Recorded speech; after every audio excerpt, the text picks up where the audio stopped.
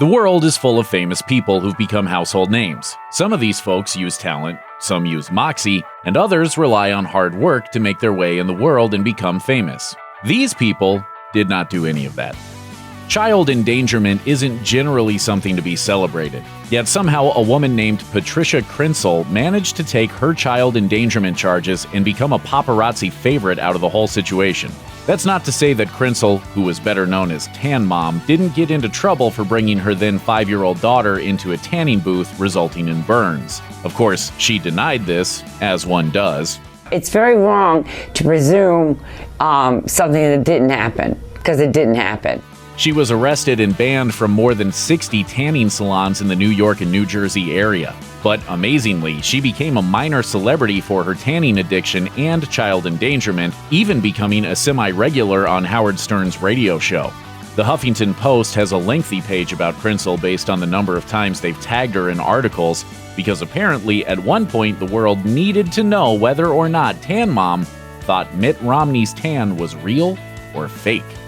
What a time to be alive, folks.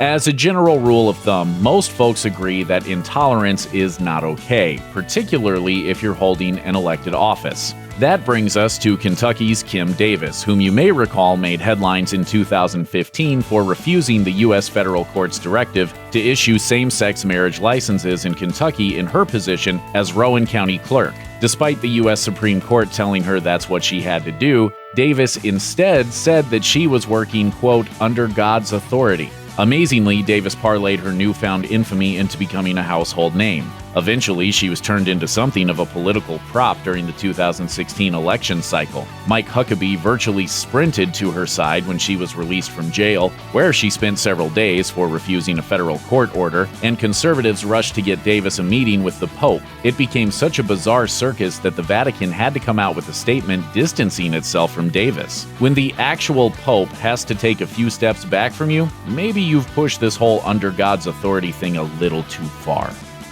Aspiring actor Kato Kaelin had never gotten his career off the ground and was living in O.J. Simpson's guest house at the time of the notorious 1994 murders of Nicole Brown Simpson and Ron Goldman.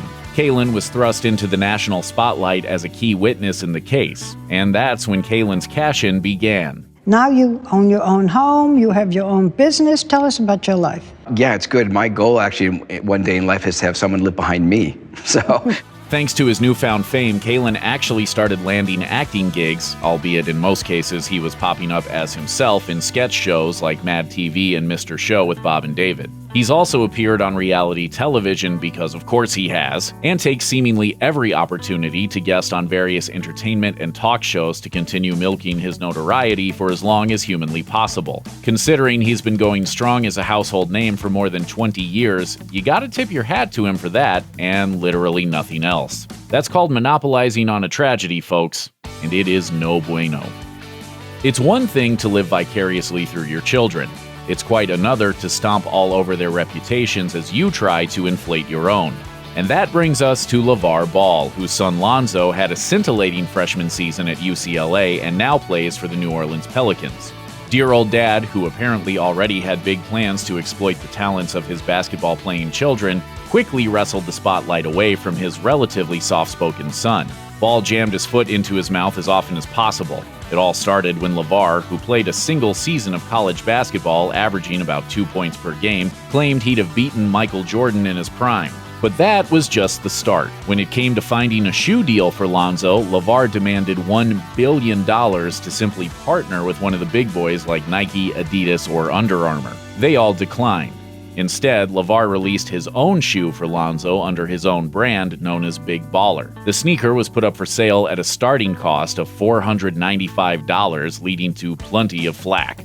Despite actions including insulting players like Kyrie Irving over the fact his mom died when he was young, he was frequently put in front of ESPN and Fox Sports 1 cameras, somehow keeping that undeserved fame going strong. As of 2019, Lonzo wasn't speaking to his father. Remember Sarah Palin, one-time Alaskan governor and vice presidential candidate in 2008? Remember her daughter Bristol, who was pregnant while still a teenager during her mom's VP run? Well, Levi Johnston was Bristol's boyfriend and, eventually, baby daddy. And in a just world, we'd have no idea who he was. Alas.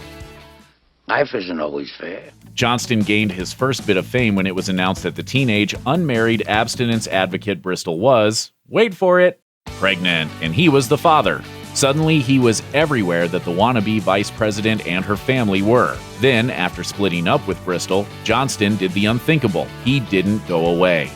He popped up in interviews, both on TV and in print, detailing his relationship with Bristol and the rest of the Palin family. Amazingly, he gained enough infamy that Playgirl featured him within its pages. And of course, as with everyone else who tries to stretch their 15 minutes of fame, Johnston wrote a memoir and appeared on a reality TV show pilot you've never heard of. What a country.